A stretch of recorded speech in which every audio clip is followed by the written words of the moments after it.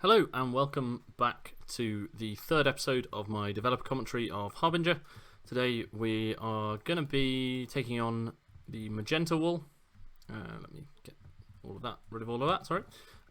So we're going to take on the Magenta Wool. I've made some leather armour for myself with some protection too on the leggings, which I found in the Orange Wool dungeon, and just sort of cleaned out my inventory and re-geared a bit. Still haven't used the flint and steel at all, but maybe I will do. Let's drop my view distance down again. I have restarted my computer and tried to get everything running as smoothly as possible, but it's still not a very good computer. So yeah, this is the Magenta Wool area, and it's quite different from the pre-beta version of the first map, but of the first release. All of these kind of walkways and stuff were added because the cavern was too empty, basically. But I think it kind of gives a bit more variety to the dungeon, gives it more interest. There are some knockback swords as well dotted around, so you can sort of play it that way. And let's go down this way first, actually, and clear out these spawners.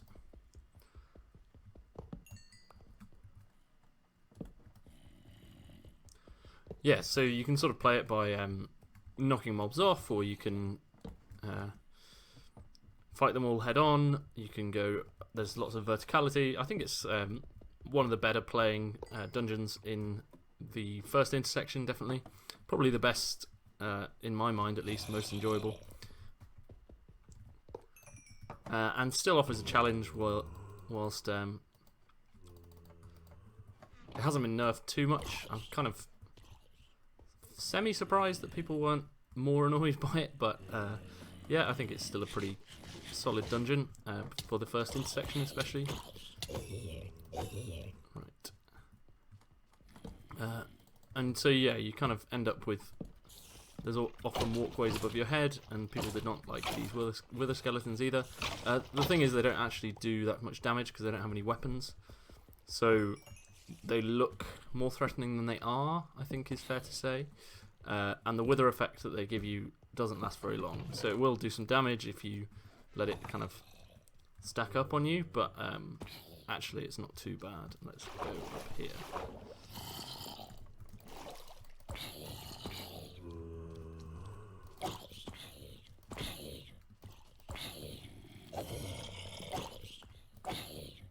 The thing about this area is that because there's so many different pathways, it's really hard to make sure you don't get snuck up on from behind. So yeah, which I think kind of makes it a fun challenge. I like that side of it, but it can be a bit stressful, I suppose. Most of the mobs are just basic zombies, or spiders, so you don't actually have to worry too much about that side of things, but it can still sometimes cause you some issues if you're not careful. Right. So I guess we could go this way. I'm going to go this way first, actually, and get rid of those wither skeletons.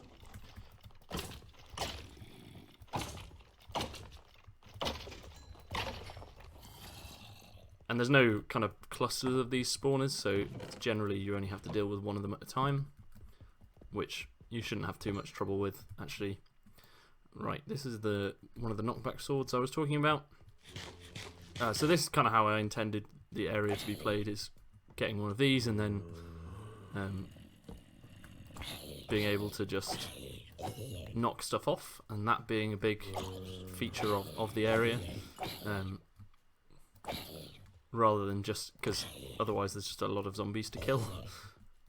Let's get rid of this spawner, and I think there's some beef in that chest if I remember correctly. Yeah, not much though, and some blast protection pants, which I could take for the tower because there are some creepers in the tower still, although I did significantly reduce the number of creepers in the earlier parts of the map. Right, let's go this way. So So we could go down here. Let's do that.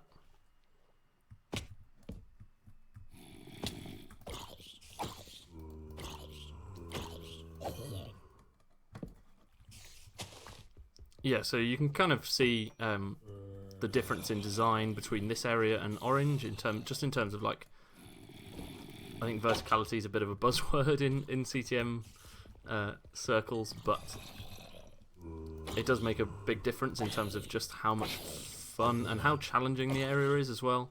I mean, at no point have I really taken a significant amount of damage, but you're always having to be aware of stuff that's coming up behind you and going on ahead of you and all of those things. In ways that flatter areas like the one in orange just don't offer that same challenge.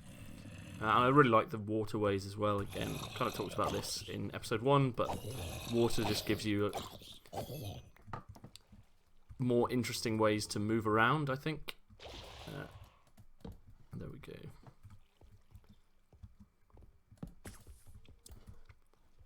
Heard a creeper.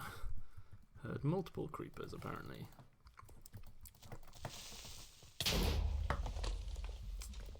And they got rid of themselves, thankfully. Or mostly did. I'm now hearing more and more creepers, so I'm going to run away and go up here. Yeah, and it gives you escapes and different kind of ways to approach areas and stuff. I don't know if there's anything all the way up here, but we might as well find out. I think there is something in there, possibly. No? Oh yeah, there is something above here. This is the sort of thing that I don't expect someone to check. I definitely wouldn't balance around someone checking this. But people like to explore waterfalls, and map makers like to put things up waterfalls, so yeah. And this is the tower that we are aiming for. So actually I could just bridge from here, and that would be probably the easiest way. There's also a chest there, but I think what I'm going to do is this.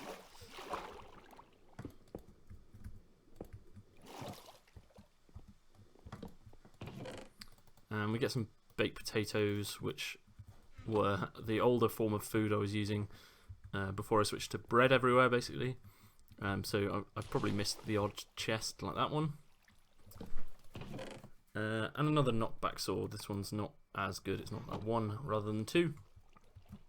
But yeah, that was a fun little detour. But now let's get back to those creepers, I suppose. Where were they? I think they were there. The range on these spawners is bigger than it should be, really. I think if I was doing that again, I would. Because I put them slightly higher than the default, I think, because otherwise I think it rewards just rushing in.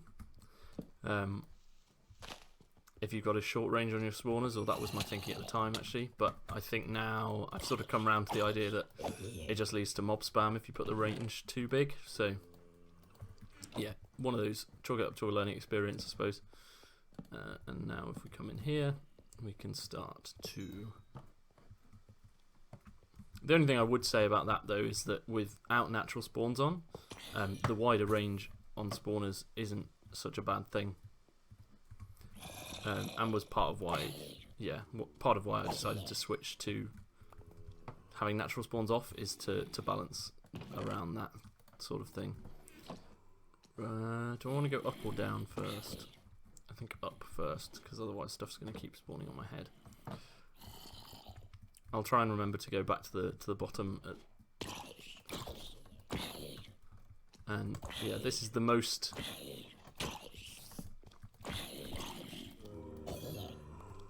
I think the most challenging section of the dungeon, but this is obviously leading to the wool.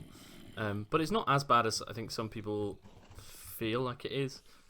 You can play fairly recklessly and still succeed.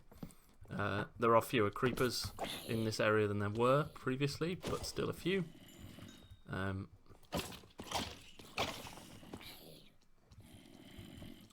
So let's come out this way and deal with that.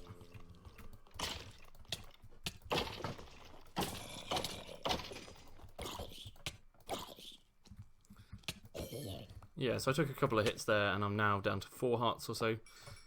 So they can be a bit brutal at times. Let's switch to golden carrots just to give me a bit of a health boost. Yeah, so wither skeletons can be a bit brutal at times, but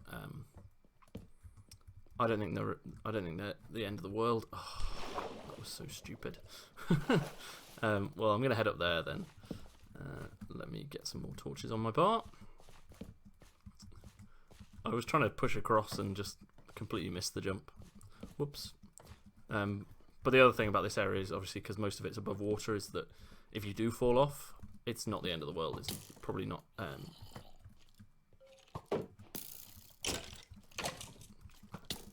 It's not game over. It won't be a death generally, unless you're quite unlucky about where you fall. And there are some drowns in the lake, but ultimately drowns just do not offer that much of a threat, really. Very rude of you. Skeletons are still a pain in the arse.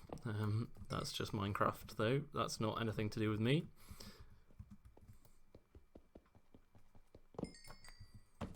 I know some maps take measures to kind of nerf skeletons, make them half health or do whatever, but that's just not something I was particularly able to do, really. And also I think that's only worth doing if you're doing natural spawns, of course, because otherwise you can manually set it. But so this is the blast mine. There's a sign somewhere that says that, and the blast mine doesn't have a huge amount to it. The things it does have are some stone and a lot of coal. Those are the main selling points. And some of the stone is silverfish, apparently. That is quite annoying, but a good reason to have this. Yeah, so most of the stone here is like, I think 80% stone and then 20% silverfish. So if you're unlucky, you could, I suppose, lead to a silverfish apocalypse, but that's on you, in my mind. Right, so let's come around here. There's also a pretty good armor set at the end of this dungeon, which I will be getting, but there is no wool here.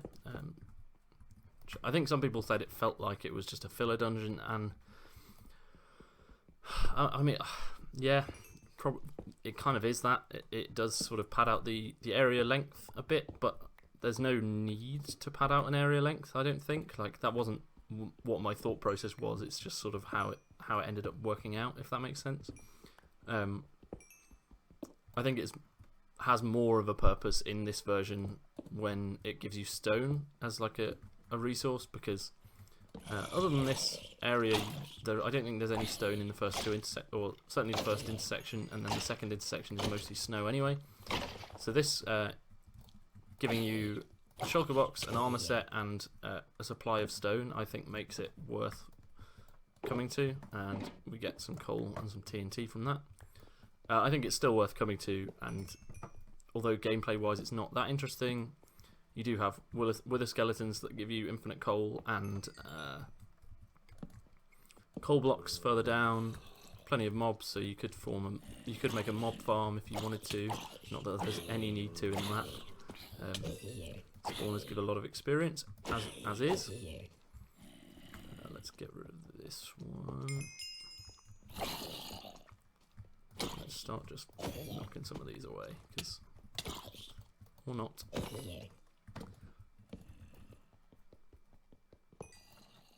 Yeah, so I mean, it's pretty straightforward. There's just a big shaft in the middle, and you kind of wind around it a lot.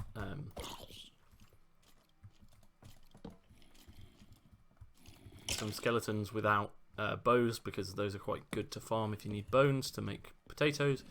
So that's kind of why they're here. I mean, you can use wither skeletons for that as well, but it's not hugely fun. Right, so let's eat these baked potatoes and kind of clear out our inventory a bit.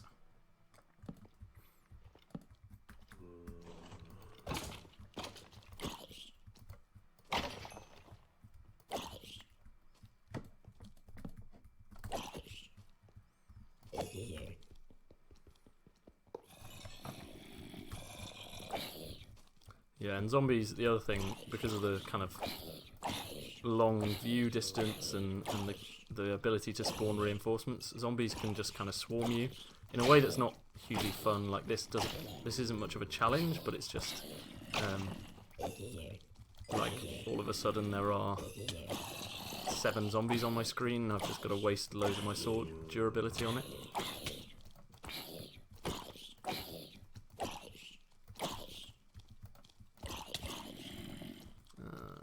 Having said that this isn't much of a challenge, I'm almost dying, and I'm sure I just heard an armor piece break as well. Thankfully we're going to get a new set of armor soon. So yeah, there's maybe a few too many of these zombie spawners throughout. And Wither does become scary when you're sat at kind of low health like this. Please let me eat. Yeah, 1.5 hearts. That's the closest I've come to death in the map so far.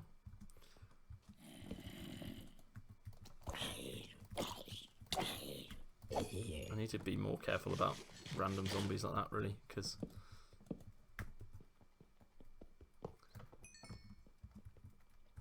it's just a waste of food. Surrounded by wither skeletons. I'm still just looking for that armor set that I said is in here, which right.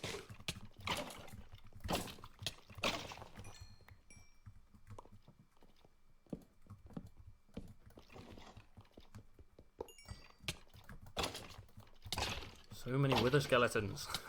I mean, I shouldn't get too annoyed at the map because I did make it, so this is all my fault, but yeah, even so, I don't even think this is the right way to go. Even so, I would like to reduce the number of spawners down here, probably. But it's a balance because content-wise there isn't that much here, so if you're not constantly fighting mobs, then I think it might feel a bit empty, and that's not really a way to balance. Something feeling empty is not just a mob spam, but I don't know, balancing a map is really hard, and everything ends up changing a lot, and your intentions when you first make an area, and we do get a wither skull, so we can hopefully get a beacon at some point. Yeah, your intentions when you make a map are pure, but not always the ones that end up coming out at the end. Right, let's get rid of all of this. Keep that cobblestone, I suppose. And keep those bones. And now I'm going to eat one of these apples just to save some food.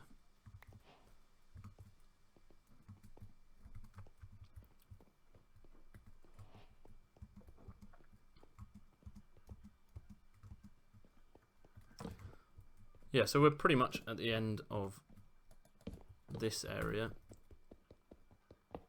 And it will be very good when we get a better pickaxe, because breaking spawners with a stone pick takes far too long. And I think you can... Yeah, so that's the armour that we're aiming for. So it's kind of in one of those purple boxes. And that's obsidian and not coal. This is stupid. Yeah, it was stupid.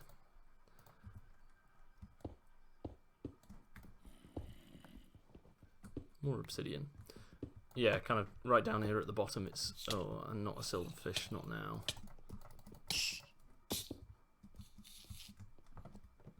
Right, let's grab this armour and get out of here. I'm just going to run out, I think. Let's eat one of these. I hoped I could juke past that wither skeleton, but no such luck. I seem to have gone deeper rather than managed to escape. So if you don't address any of the mobs, it can get pretty scary. And this area is, yeah, just completely not where I will be. Right, did I get any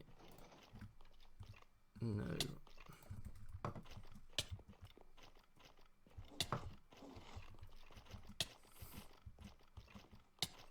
I don't have any blocks on me, and I really need some, because this army of wither skeletons that I can hear behind me is gradually becoming scary, even if it wasn't to begin with. Alright, I can't hear too many now, so hopefully we should be okay to just get out of here and go and get the wool. So yeah, a bit ye olde CTM of an area, not a huge amount to it, and a bit unrewarding at times because it does only give you coal and stone. But those aren't things that you have an infinite access to at this point in the map, or actually any other point really. So I guess in that respect it does achieve what it was designed to achieve. But yeah, again, something I would do differently if I was remaking the map, but thankfully I'm not going to remake it again. Apart from perhaps updating to 1.16.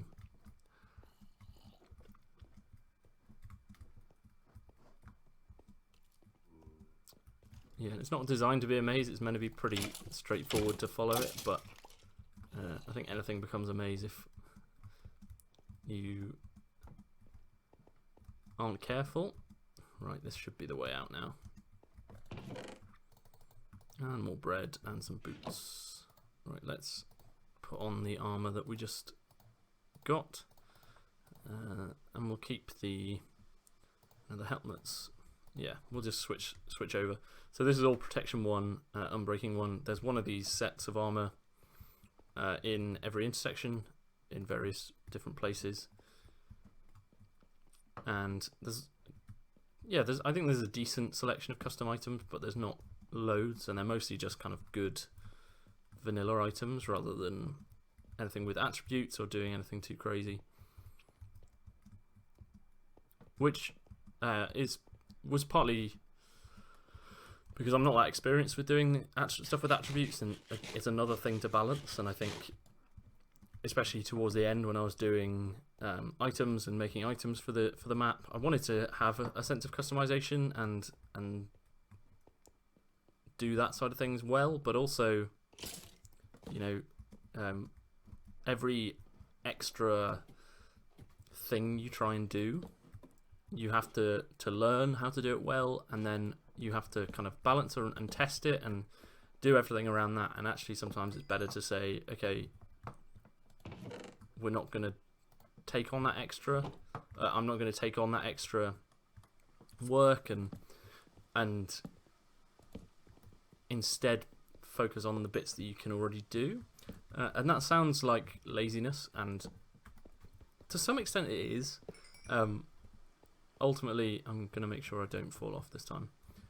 Ultimately, like, mapping is about working smart and not hard, and sometimes if you're not going to be able to do something well, it's better just to not do it, I guess was my philosophy on stuff like heavily using custom items and command blocks. I just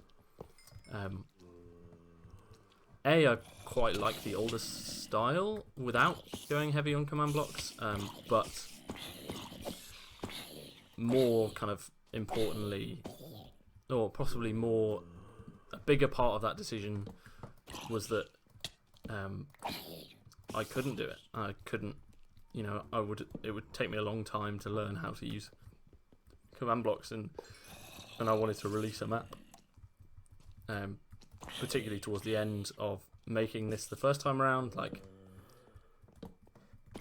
burnout is a real thing, and I sort of went with the idea of I'd rather release a bad map than no map, and I think had I tried to go big on command blocks, it would have led to not very many, would have led to the map not getting released, or quite possibly.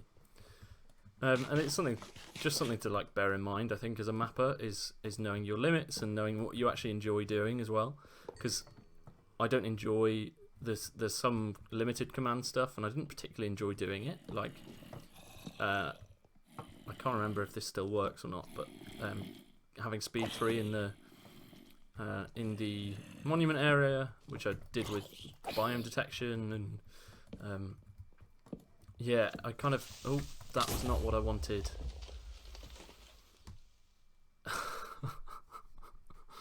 I tried to move to the side and pressed E rather than D, and was, instead of dodging, was just killed. I'd forgotten there were creepers at the top of that, which is very silly of me, but there we go. Right, let's take that, make some armour, and make a sword or two. We should hopefully be able to get back pretty easily. Right, 1, 2, 3, 4. We'll use axes rather than swords because I think they're better. And then we want a full set of armour. That just isn't a thing. Like so. And finally a helmet. Right, let's put all of that on. We need some blocks as well, so let's take these and some torches. We'll leave you here and you here. Right, let's venture back. I didn't pick this up the first time, but there's a golden apple there as well. You see it through the glass as you come into the intersection, which I think when I put that chest there way back, coloured glass wasn't a thing. So this kind of gives you an idea of how how long in development this map was. Mostly off, but with periods of sudden kind of motivation for the game again. And yeah, so when I started making the map, coloured glass wasn't a thing. When it became a thing, I decided to switch out all of the middle sections of those walkways to be glass, which then, not that it was a hugely well hidden chest anyway, but it then made it very obvious where that chest was. Let's just light that up.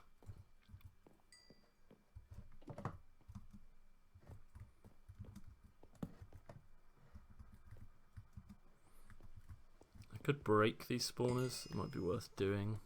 Get some of my XP back, my hard-earned XP.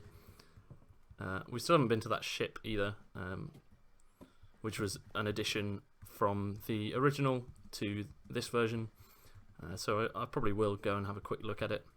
It's one of the few ships in the map that I built entirely by hand, so I guess it's kind of noteworthy for that reason. And it sort of introduces the concept of flying ships as well, I guess.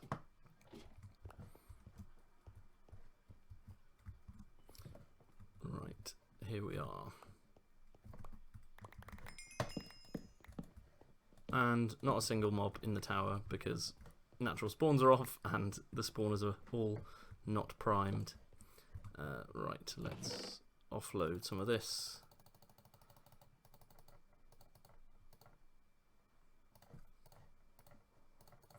Switch out you and you. Blocks, and we'll put food there. So that is our first death of the map, sadly. But you know, it happens.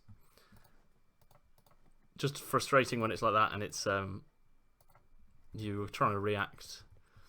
But you know, as I said, it happens, and it does not seem that I've managed to save my chest plate.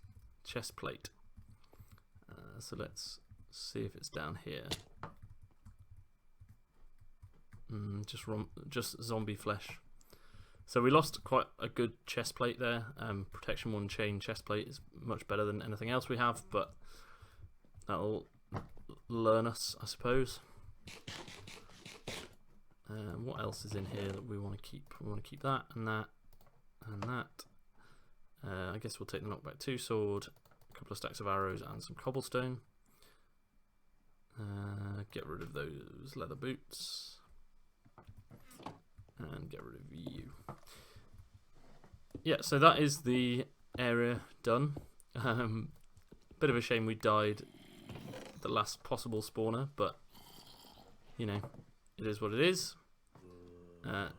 There is also a creeper spawner on top of this wool box. If you try and, I remember now why I put it there, because someone asked me, and I was like, I have no idea. I wouldn't put a creeper near a wool box. But it was because I wanted to have some slight defense mechanism against someone pillaring across. Because if you just come to here, you dig straight up into the wool box, and there's no chance of those creepers getting to you. But yeah, the creeper spawner is no longer there because I removed it. But I remember why it was there in the first place. Right, I want to just jump down. Can I do that without killing myself? Probably not, but let's try.